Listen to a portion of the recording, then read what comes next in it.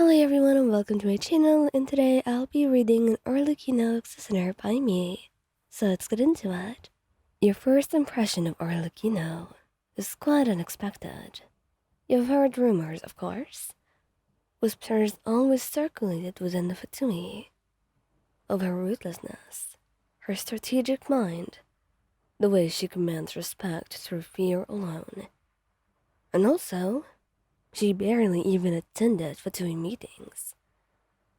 The last one you remember seeing around was La Señora's funeral. So even then, it was not a good opportunity for the two of you to talk, and nothing could have prepared you for the impact of the day when you would finally actually collaborate. She steps into the room where you're waiting, her expression unreadable, her gaze fixed on you with a cold intensity that makes it very clear she's sizing you up. Moyan, she greets, her voice a low, smooth tone that makes something in your chest tighten.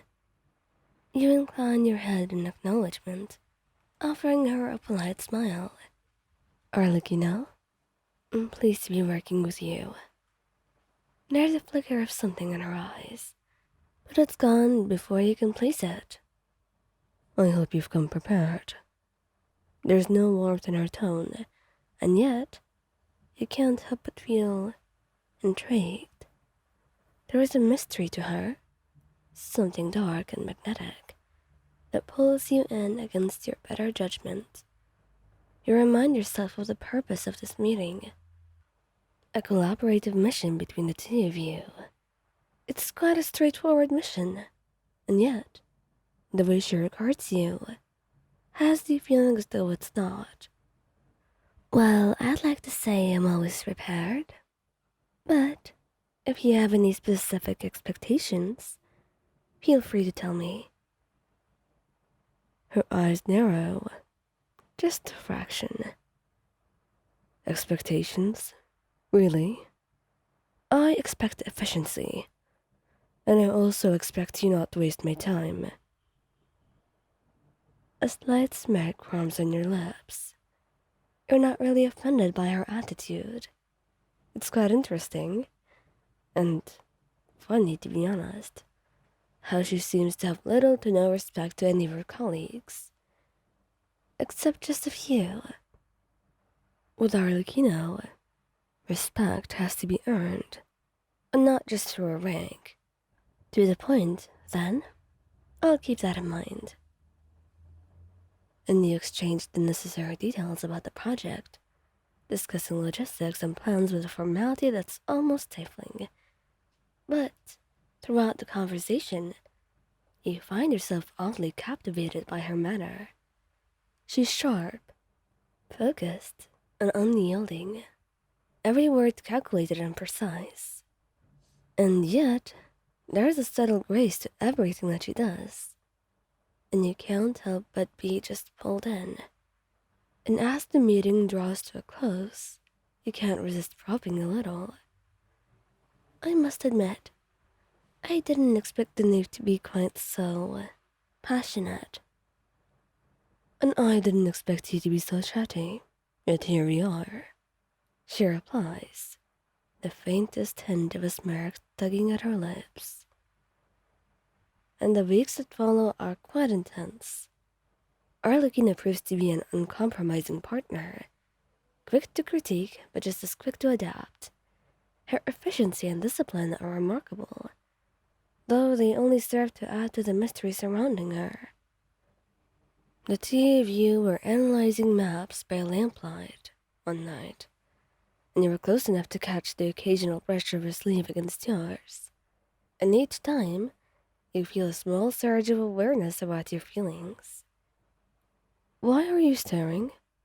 She asks, suddenly, her voice cutting through the quiet, and you blink, momentarily caught off guard. I wasn't staring. Liar.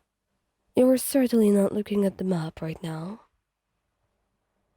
Well, I guess you got me, you admit, meeting her gaze. Is it so bad that I want to stare at you? You're really interesting. Arlecchino looks at you for a moment, and then she averts her eyes, focusing back on the map. I don't see why that would matter. It matters to me. Your words hang in the air, heavy and unspoken, and for a moment, you think she might just ignore you, but then she sighs, her shoulders relaxing ever so slightly. Being different isn't always a good thing. It makes you a target sometimes. Or it makes you memorable. She looks up at you, a flicker of surprise in her eyes. Then she scoffs. I didn't take you for a romantic vion. And you blush a little bit at her teasing, immediately looking away.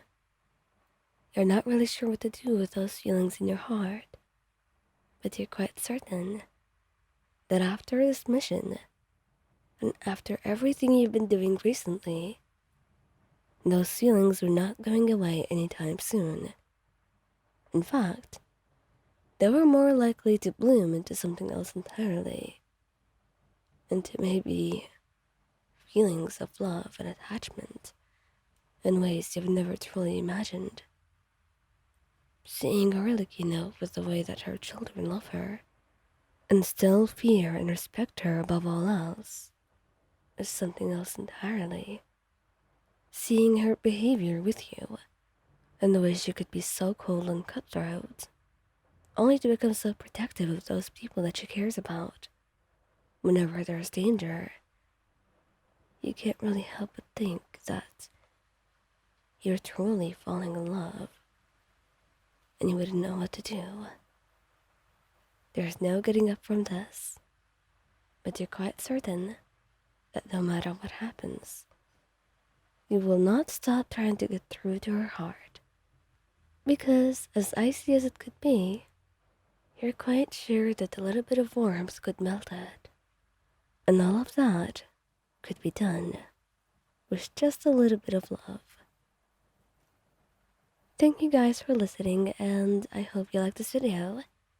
Do tell me in the comments if you want a part 2 or if you have any suggestions, and I actually finished the midterms, so hooray! And also, I'm sorry this is quite late, and the other one is gonna be also a little bit late, but hopefully tomorrow the uploads will be on time. I'll see you later. Don't forget to subscribe if you want to see more of my videos.